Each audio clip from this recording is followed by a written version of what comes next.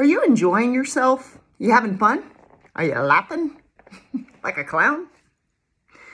My name is Heather Feather. I am the owner of Rare Bird Medicine, and today's topic is enjoy yourself. You might throw on the song Enjoy Yourself by Jolie Holland. It's a fun little ditty.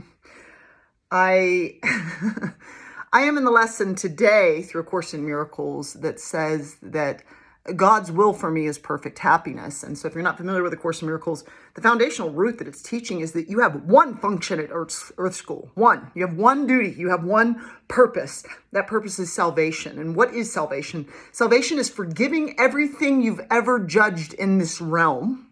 You can also take a knee to yourself at the helm as you do this. Be gentle with you. Forgiving every single thing you've ever judged in this realm, that you might be restored to the sanity of the joy of the love that you be.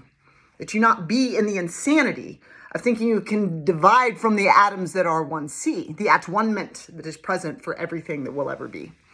And so as you divide and you shoot yourself in your own foot, as you judge and criticize, as you ask for your labels to be understood, but you push against and aggressively judge and get self-righteous about the labels that you don't hold, you have lost the point if you are recognizing today's offering of liquid gold.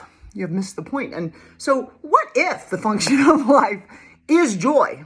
I was reading, because this week's lessons are about me stepping more towards this offering of your one function is salvation. Salvation means you forgive, 70 times 7 forgive, anywhere in the garden that you are working to rise above or be superior to any label. And so some of the places Heather Feather often sees this is making white man the enemy. White man's the enemy by all cultures. And it's like, well, it's not fun to play bad guy. You know what I mean? It's difficult, I'm sure, to be the one that is dealing with villainous behavior. The truth is, all cultures have beings that offer separation, delusion, judgment, harshness, false evidence appearing real, darkness. Doesn't matter which culture is. Every culture has beings that offer that misuse authority that they assume because they have like a psychological disorder or something. Yeah. The truth is that you cannot be a feminist and hate men. Feminism is equality of the sexes, and it's I constantly witness people, what we need is a matriarchy. Did you think that if all women got into leadership positions, everything would run well? Have you met all women? Have you met any women? Women can be a mess. They can have all kinds of psychological disorders. And no, women are not the only people that have problems. Men have lots of problems. They can often lack a sense of community. They can have a high sense of suicidal ideation. They can be deeply commodified and objectified for what they can offer you in any given situation. So when we want to come to a space of enjoying our lives, of having joy, I would say, as somebody who has faced much of her time in a space of darkness, depression, suicidal ideation, decades of it, I would say if Heather Feather is offering to any being that is facing in these hours depression, sorrow, pain, suffering, what if your sole purpose is to enjoy yourself? Is there any place you are putting your attention in your life, whether that be a television, whether that be, television programming that is remotely controlling your attentions, whether that be your phone programming that is commodifying your attention? They now want to put it in your glasses and they're like, let's get it closer to your face. We just got to make sure we constantly program your brain to think this way. Is there any way you are giving your attention, your most precious and powerful commodity in every hour of now, in a way that doesn't serve the grace of the joy you are well deserving of each and every day? We can put our attention on a lot of things and then do nothing about it and then feel miserable. That is certainly one way to walk through life. Heather was wanting to feel miserable about these lessons this week because I'm like a constant clown. I got to see a divine friend in a cafe that helped remind me of some things, but I was like, as I'm reading these lessons, like, okay, yeah, joy is my function. Yes, because if I am in the love that I am with the all, which I am as well, I am that I am, I am that I am. Please note, one of the ways we can apply this lesson is wherever you're applying judgment, tell yourself, I am that I am. And you go, I'm not that, I'm not a cannibal rapist. murderer, you know, whatever, serial killer.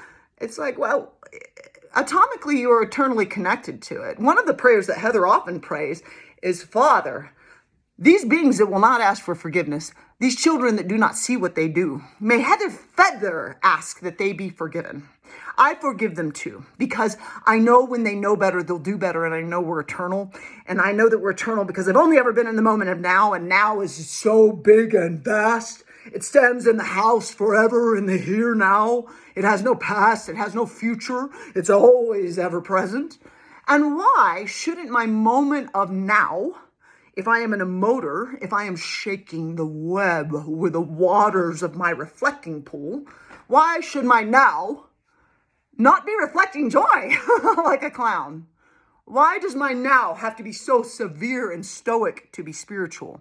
Why does my now, why does spirituality, as if the cosmic joke isn't present, as if divinity never got a joke or had a laugh, why does my now, if it includes spirituality, have to be so completely serious and intense? You know? Can it be playful? Can it be fun? Can I be like a child? Can I be like a child? So the question, if we are dealing with depression, because if you'll notice, air gathers all around water, and water is reflective. So this air is moving around the water. Sometimes it's creating ocean waves. Sometimes it's a still pool, and it's just a light breeze across the waters that are reflecting the air. The waters of your heart are reflecting the air of your mind. And what you hold in mind is going to be felt by the reflecting pools of the waters of your heart, your agua de vida in the paradigm. And if your agua is off, if your water is off, it's very possible that you are speaking things that are very dark and don't cause you to feel good. You'll know because when you speak them immediately, your heart goes, ugh, ugh, you know? And Heather with Feather was at the mountain doing A Course in Miracles, and my only function is joy. And I thought about all the decades of deep depression and pain and grief and suffering I have felt. Not, yes, death definitely has been a long-standing lesson in my life. Thank you, Osiris. Thank you, Anubis. Thank you, Yama. Thank you, Morrigan. Thank you, Keepers of the Veil. Yes, death is something that I have felt great loss about as I have dissociated from my eternality and the eternality of the soul. That lesson I feel quite adept at. But Heather, who now has a thymoma, which is processed and present in the body from grief, has felt tremendous grief in this life. And how often two-leggeds want to offer you separation and preach about how kindness and love and communication and offering should have been present to them, but not to the labels they hold. People should be empathetic and sensitive and loving to my labels, ego. But the labels I don't hold, these guys are the worst. They're the bad guy. My ego is certain these are the bad guys. Get the bad guy, get the bad guy.